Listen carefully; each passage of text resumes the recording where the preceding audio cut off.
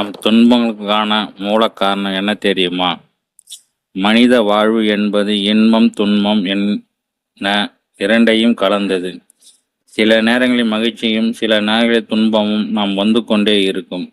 துன்பங்களுக்கு பல காரணம் இருக்கலாம். சில சமயங்களில் வெளிப்புற சூழ்நிலைகள் நம்மை அதிக துன்பத்தில் ஆழ்த்தும். இன்னும் சில சந்தர்ப்பங்களில் நம்முடைய சொந்த எண்ணங்களே நமது துன்பத்துக்கு காரணமாக இருக்கும்.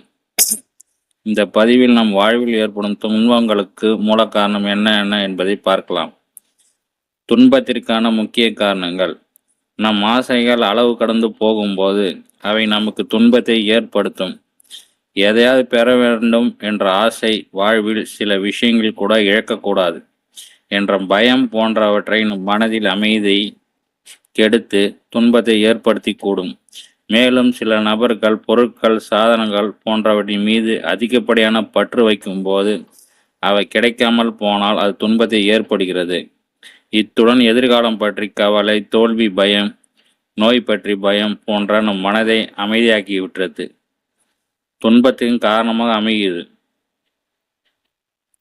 பிறர் மீது நம் கொள்ளும் கோபம், வெறுப்பு போன்ற எதிர்மறை உணர்ச்சிகள் நம் மனதை ஆழமாக பாதித்து துன்பத்தை தூண்டுகிறது. மேலும் நம்மை பற்றி தவறான எண்ணங்கள், மற்றவர்களை பற்றி தவறான புரிதல்கள் நம் மனதில் வன்மத்தை விதைத்து துன்பத்திற்கு முக்கிய காரணமாகும். இது தவிர பிறரது நோய், இறப்பு, இயற்கை பேரிடர், வறுமை போன்ற வெளிப்புற சூழ்நிலை நம்மை அதிக துன்பத்தில் ஆழ்த்தலாம். துன்பத்தை எவ்வாறு கையாள்வது?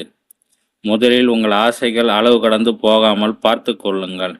இத்துடன் எல்லா விஷயங்களும் பிறரை நம்பி இருப்பதை கைவிடுங்கள். எதன் மீது அதிகமாக பற்று வைக்காமல் இருங்கள்.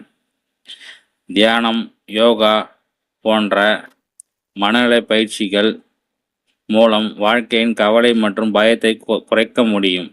பிறர் மீது தேவையில்லாத ஏற்படும் வெறுப்பு, கோபம் போன்ற எதிர்மறை உணர்ச்சிகளை அடக்கி நேர்மையான எண்ணங்களை வளர்த்து கொள்ளுங்கள். உங்களை பற்றி நீங்களே தவறாக நினைக்காதீர்கள். நம் வாழ்வில் வரும் எல்லா சவால்களையும் தைரியமாக எதிர்கொண்டு நம்மால் சாதிக்க முடியும் என்ற நம்பிக்கையுடன் வாழ்க்கையை நடத்துங்கள்.